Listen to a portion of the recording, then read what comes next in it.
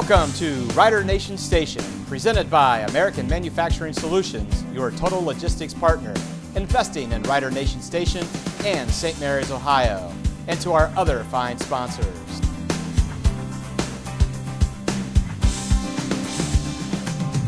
Welcome to Rules of the Game with Mark Cisco. I'm your host, Zach Farrell. Mark, thanks for joining me again. Zach, it's always good to be here. Mark, the Rough Riders had a great win this week.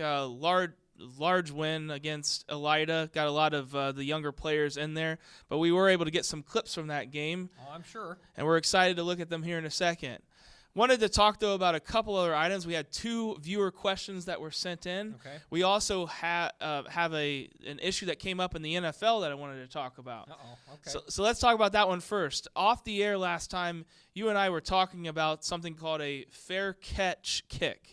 And we actually, right on cue, it came up in the NFL. It's a very rare situation. Wondered if you could talk a little bit about that and how that came up. It came up in the Carolina game, Tampa Bay game, which was in London, actually. Okay. So it's as if the London fans were already probably confused enough as sure. kind of being part-time fans, a lot of them. They had a very rare thing come up that would have confused most of the American fans, too. So. Right. Basically, it's a free kick after a fair catch. It can happen in high school games and in the pro games. What happens is if a team forces the offensive team to punt, typically is what happens. The receivers can signal for a fair catch, make the catch, all right, and then it's in its most simplistic form, inform the officials, hey, we want to free kick the ball back through the uprights for 3 points. And the defense at that point would have to move back 10 yards and just let the kicking team kick the ball unmolested. And hopefully it's typically done to score points, at the end of a half or something like that, when they may not have any other hope of trying to get in the ball in the end zone. So it looks like a kickoff. It looks exactly like a kickoff. The ball can be placed on a tee. It can be held on the tee. It can be placed on the ground. It cannot be punted for 3 points, but it can be kicked off the tee or off the ground. Yes. Okay, and it typically, like you said, it mostly happens towards the end of the game where maybe you need 3 points and you're too far for your traditional field goal. Correct. Or you just need the time, so you're going to call fair catch so that there's no time goes off the clock. Correct. And you get to kick it then from that location. That's correct. Now the wrinkle in that is that the team could come out after fair catching, let's say a standard punt, and decide that they want to snap the football. Maybe they don't run a pass play. And maybe that play is ran, and maybe there's defensive pass interference, which would normally advance, if the penalty was accepted, advance the ball another 15 yards. At that point, the team that's on offense could elect to free kick it at that point, even though they've run that play, because the rule says if you're going to replay that down because of the defensive pass interference penalty, basically you can say, okay, well, it's going to go back to like it was when we caught it. We can elect a free kick at that point, and that's the confusing part. So since that down has not been run, correct, you can if there's a penalty and the down has not been run, if you're going to replay, yes, you can elect for a free kick after that penalty has been put into place. And if that after happens, the foul has been enforced, whatever yards might be, and say, all right, now defense, move back 10 yards and let us kick this unmolested since we're closer. Yes. Well, I know Coach Fry always used to on Thursday walkthroughs talk about it. He, just for a brief 30 seconds, we can do a fair catch kick. You can, if you get in the right situation, right, you can fair catch it, ask for a free kick. He always wanted us to be aware of it in case it ever came up. To my knowledge, I don't think it has ever come up. It's a very unique situation that you would want to use it in. I've seen it 3 times. Once in a state championship game. Wow. And actually been a part of one in a game several years ago.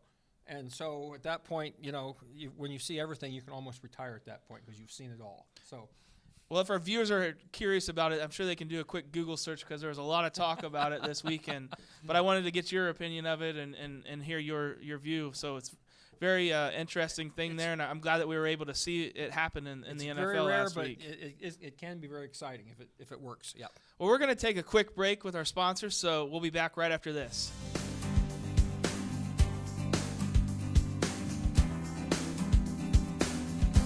Wineries on Spring Street, home of the signature Big Ralph Sub, Pizza, and Calzone. Come try our thirst-quenching Rider Aid before, during, and after the game.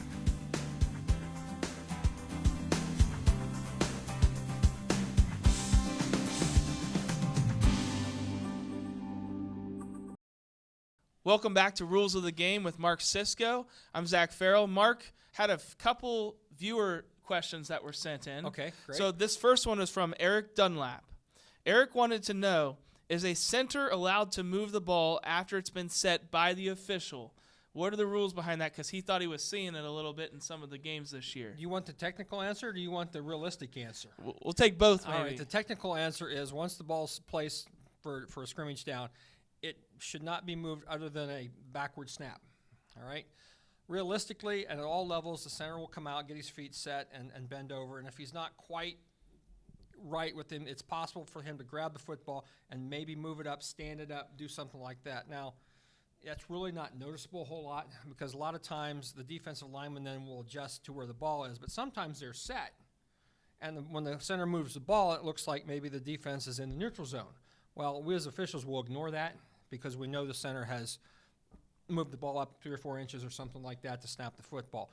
It really is not a great big advantage because the center has placed his legs and his feet, and the other lineman will adjust off of him, so the ball moving 3 or 4 inches is not a big deal. More than that, though, we would get in and tell the center, look, don't be moving the ball up.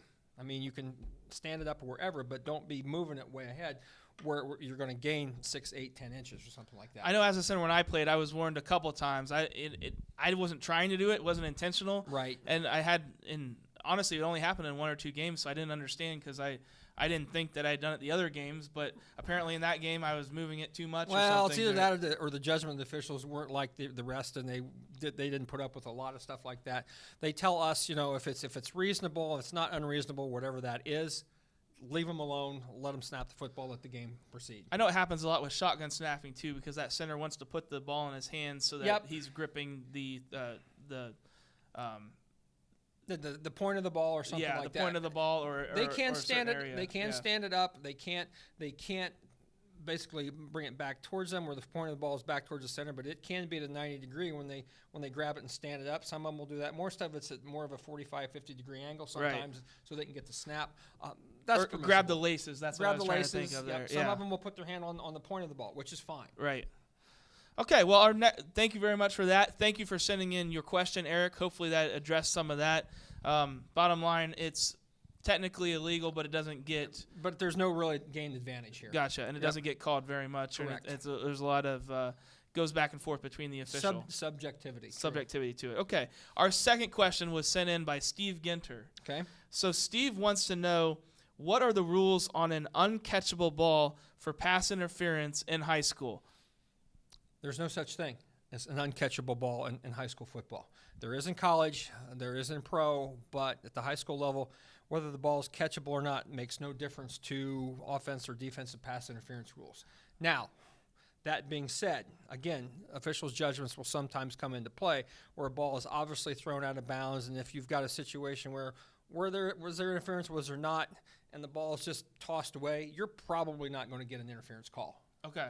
But that being said, we hear that a lot from coaches and fans. Oh, that's uncatchable. Well, doesn't make any difference in high school ball. That's the bottom line. There's no official rule that says it has to be catchable or uncatchable, Nope. But officials are okay to use their judgment to say... Again, you're going to get some officials that will say, look, that ball is thrown 20 yards in the air up in the 14th row of the stands, and was there early contact? Yes, there might have been, but we're not going to call anything because the quarterback obviously was throwing the ball away or something like that.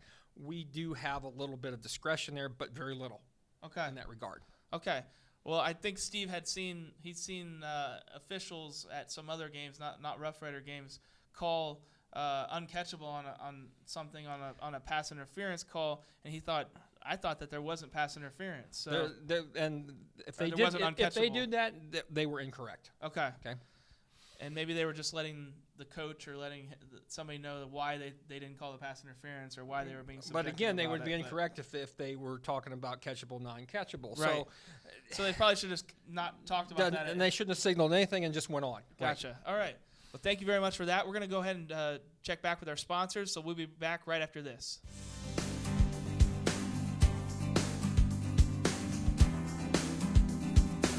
Quineri's on Spring Street, home of the signature Big Ralph sub, pizza, and calzone. Come try our thirst-quenching Rider-Aid before, during, and after the game.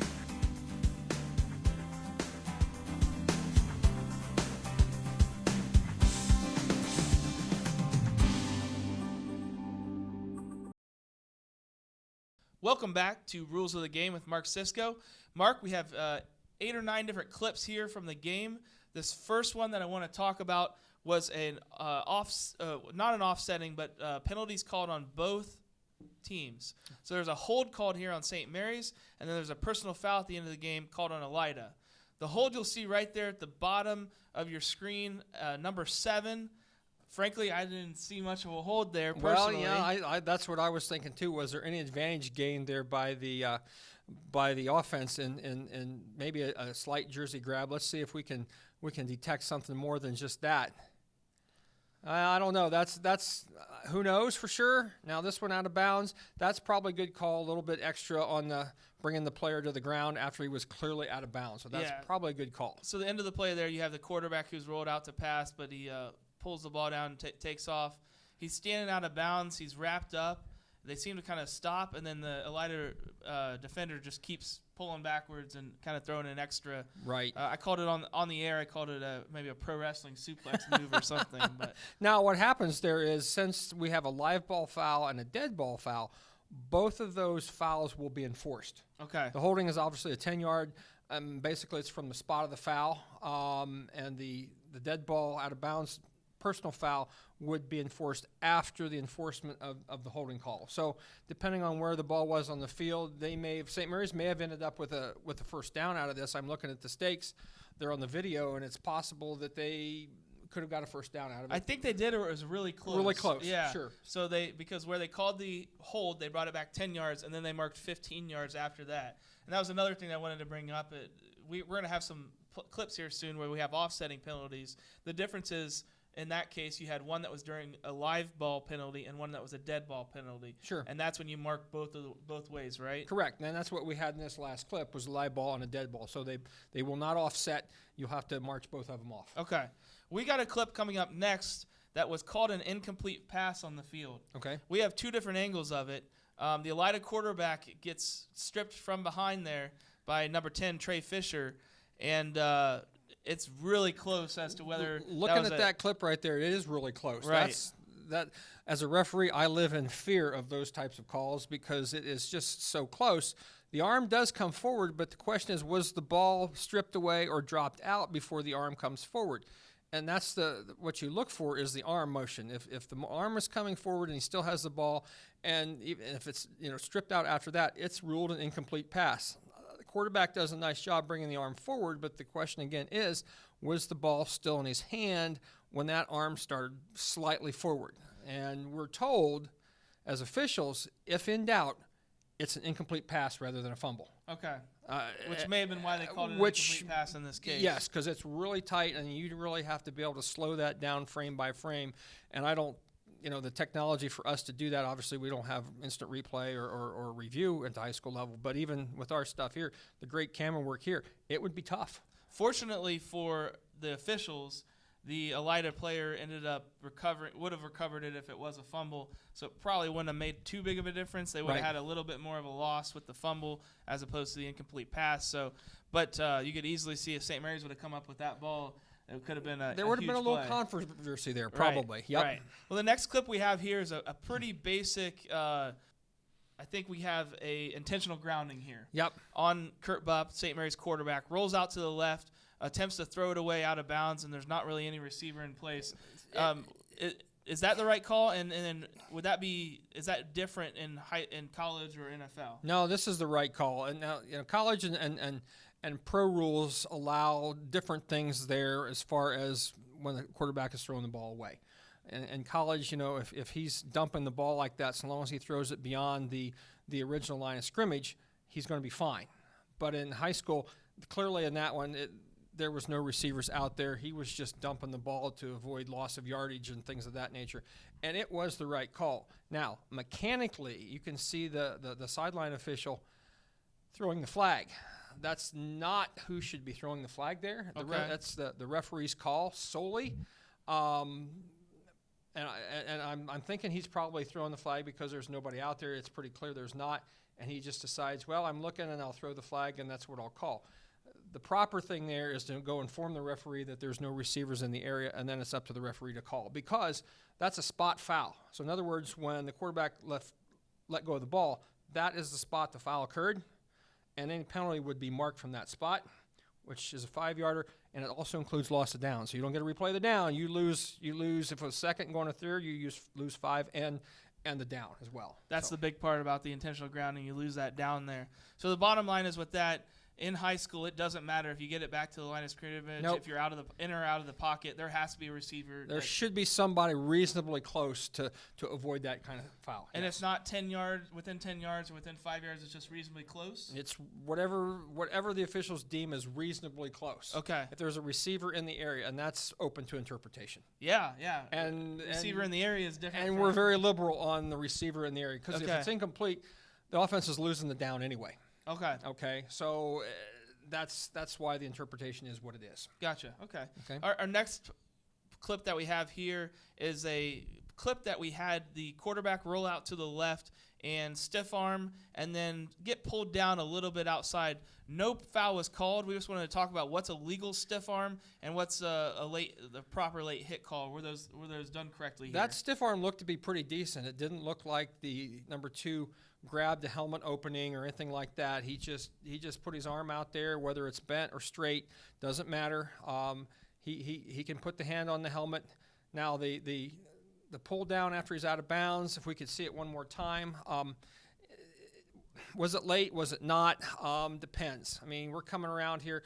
The tackle's kind of like a continuation of a good tackle that started in bounds. So you're going to give the defense a little leeway there. There was nothing that was overly egregious about the takedown. So that's a good no call there. There was no pause like we saw in the first one, and then right. and then a second motion or anything like that. It was kind of part of the same motion. It was part of the continuing action. That's fine there. Yep. Okay. Everything was good with that one. And we talked before about a stiff arm. It has to grab something that's on the helmet. It can actually you can push on the plastic part of the helmet all you want. It's okay. You can push on the face mask as long as you don't get those fingers in there and grab a hold or any other helmet opening.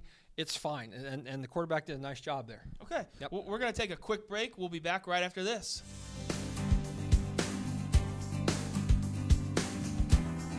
Wineries on Spring Street, home of the signature Big Ralph sub, pizza, and calzone. Come try our thirst-quenching Riderade before, during, and after the game.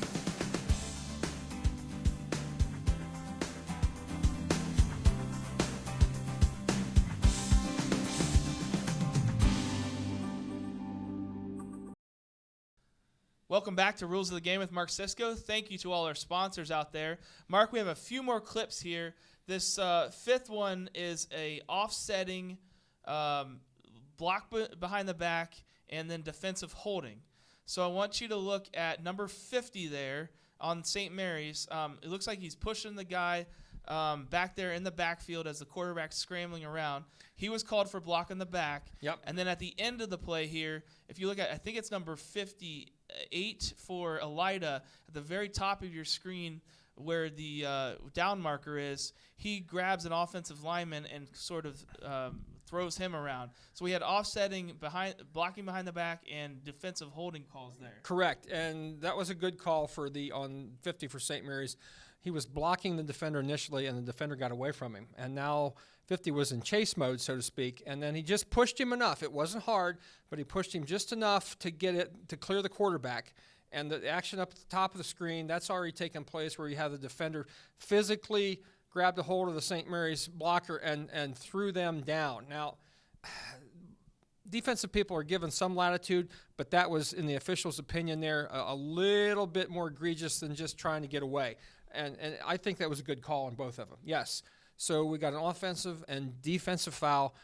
Live ball fouls, those were offset, and basically you're just going to replay the down. And are the yardage, is that the same on both of those fouls, or does it matter? The block in the back would have been a 10-yard, and that if he called that holding there, that was also a 10-yard. But if he had deemed it, let's say, a personal foul, That's a 15-yard penalty there, but it really doesn't matter. It's not the yardage that offsets. It's just the fact that each team committed the foul during the down and there was no change of possession at the time. Okay, I've always wondered that if it mattered whether they had a 5-yard penalty or a 10-yard penalty or a 15-yard penalty. Do they have to be the same number of yardage to offset? And so it does not. It just means two penalties on either side. Basically, that's just a do-over is what St. Mary's got out of that. Okay. So the next play here, we don't actually have any kind of penalty called or anything. We just had a great view of the long snapper. Okay. I thought it'd be a good opportunity to talk about what protections are in place for the long snapper. In this particular case, it was an extra point. And just wanted to talk. You can see nobody touched him. Right. I figured that was because of protections there. There are rules in place when you've got a scrimmage kick, a try, a punt, field goal, and the center basically here is unprotected. Heads down, most of them are, and there can be nobody charged directly into him. The idea there is to keep people off the helmet, the head, the neck area, things of that nature. The center is protected until he can reasonably protect himself. Now, some kids will keep that head down forever and a day to try to, influence the defense not to run into him at all. We're told as officials, 1,001, 1,002, he should have his head up then. If they happen to contact him, and if it's not an egregious foul, it's probably not a foul. Now, there's space between the center and the guard next to him. Mm-hmm. It's okay to try to bridge that gap, and if you make contact, let's say with the center's shoulders, no big deal. The idea is to keep him off the helmet and the neck area because he's vulnerable to injury with the head down like that. Okay. That's the purpose of the rule. Can you take their legs out then from the side? Well, if you're trying to get through that gap, sure, that's not a problem to do that, and that's what they're trying to do here is trying to get through there and block that kick. Now, just to take somebody's legs out or something like that, that's probably going to be a personal foul for something other than, contact with the head or shoulders or neck of the center.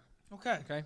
Well, that's a lot of good stuff there. You don't always hear about what the long snapper's protections are, and then sometimes there'll be a penalty on somebody touching the long snapper there. Most teams will when this rule first came out, you had some teams that tried to, they'd still put people head up on the center or everything else, but now most of them will just avoid the center like the plague, so to speak, because we don't want any inclination or any hint of trying to make contact, so they will leave the center alone, right. And that's what you get most times in high school ball now. Well, and if you get a penalty on a punt or on a field goal, you can allow that can be really big because sometimes you're going to give them a first down. It would be 15 yards and an automatic first down if right. you got contact on the center, the holder, the kicker, something like that. So it's one of those things, one of the rare automatic first downs that are in high school football. Not worth the risk there for most Correct. teams.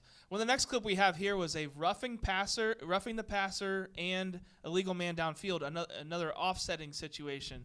So they called roughing the passer against Elida on Kurt Bupp, the quarterback there. Yep. And then I believe they called illegal man downfield on the center, number 62, for just getting a little bit too far down the field before the screen pass. Yeah, it looks like it's a good call on the roughing. That's no doubt about that. The defender didn't try to block the ball. He just took the quarterback down. No issue there. The 62 or the center getting downfield, there he is. This play is probably designed to be a screen pass with the ball caught behind the line of scrimmage, which allows the lineman to go downfield. Not a problem. Okay, if it's caught behind. Now, the ball where it's caught, we can't tell from here. If that ball is caught beyond the line of scrimmage, and our center has gone down more than 2 yards from the spot of the snap, it would have been a good call. Okay. So, from this angle, it's tough. He may have ventured down there, possibly. I don't know. You'll see just at the end of the play, there's a flag there on the right side of the field. So it looks like the line. One of the wing guys got that, and they're Okay. charged with helping the umpire out on something like that. But the point here is, like you said, those fouls would offset. Okay. And again, you got a 15-yarder, Right. which carries an automatic first down if it's by itself. But now we've got the offense fouling as well. So basically, it's a do-over. That's what it is. Gotcha. Yep. Yeah, so that's an example of that right there, Right. what we talked about. Right. So the next play we have here is a backwards pass by Elida. So I know from a stats position, this counts as a run, not a pass in the stats books. But just wanted to talk. There wasn't any penalty called here or anything. Nope. I wanted to talk about what the officials look at when they're looking at this type of play. So as officials, we're charged with determining forward or backward passes. So the lines person, the line judge that's at the bottom of the screen, which you can't see, probably has the best look because the play is going away from him. He's probably able to tell really quickly whether that was forward or back. The referee may have had a look because he's at that point looking at legs and feet of the quarterback and the receiver to see where the ball is thrown from and caught. And the linesman up at the top of the screen, because it was fairly obvious, he's going to signal, a backward throw. And that just lets everybody, including the officiating crew, go, if this ball goes on the ground, it's live. You can Gotcha. get it. So there's a lot of things at play there. I think this was handled properly. Obviously, it is a backward pass. The head linesman at the top of the screen did a nice job punching backwards and letting everybody know it was. And I'm assuming that the line judge at the bottom did the same thing, and it was very clear.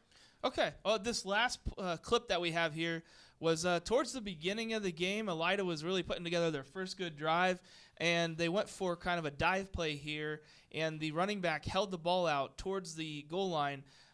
Somehow the ball was knocked out, or he dropped it, and St. Mary's recovered it in the end zone for a touchback. Wanted to talk about the end zone and what counts as breaking the plane going into the end zone there with the goal line. That's a good question. So the goal line, most lines in high school football fields are 4 inches wide, all right? Yard marks, hash marks, goal line. But when we're talking about the goal line, you don't have to have the ball cross the entire goal line. You just have to have the ball break the plane of the edge that's towards the field of play. And if you think of that as a plane of glass that runs from the top of the grass up to infinity, the whole length of the goal line, if you just touch that plane of glass, it's touchdown.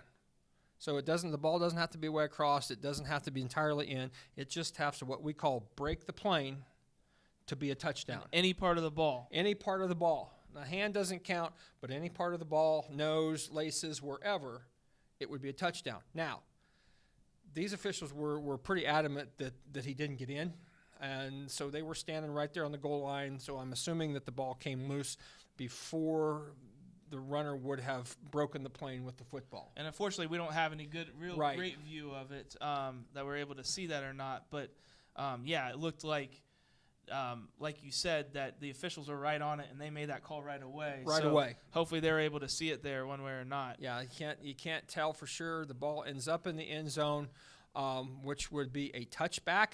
Yeah. At that point, and St. Mary should have came away with it. And unfortunately, we just looked at the other view, and the referees stand right in Yeah, front of it. yeah, you can't, and you wouldn't be able to get any depth perception or wherever. Yeah. And the officials those seem to be right on it, and away you go. Bottom line is where that green of the green grass touches the white line. That's the goal line. That That's is the actual plane. the goal line right there. It could be the thinnest sheet of paper, so to speak, that you touch that, it's touchdown. You can think about it as the one blade of grass that's white instead of green there. There you go. Could be it too. That could be it. Yep. All right. Well, wanted to talk about that a little bit because that was a pivotal play there early in the game.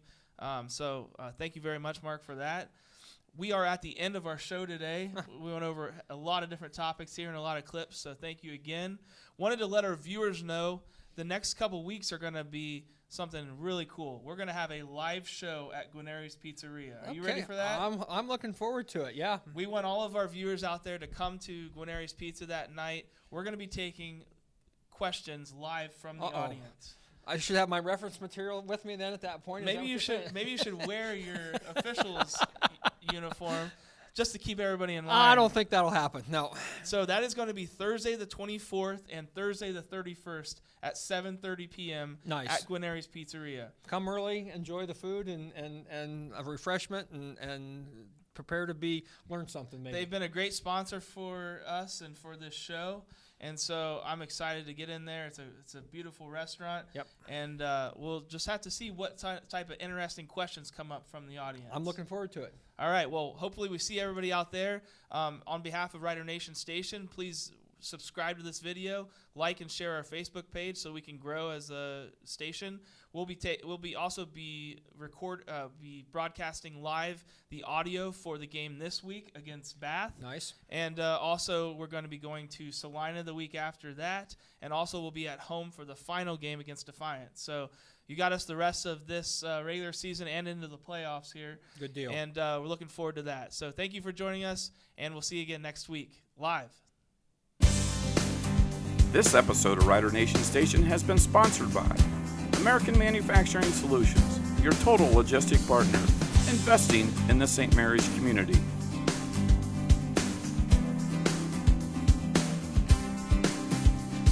Wineries on Spring Street, home of the signature Big Ralph Sub, Pizza, and Calzone. Come try our thirst-quenching Rider Aid before, during, and after the game.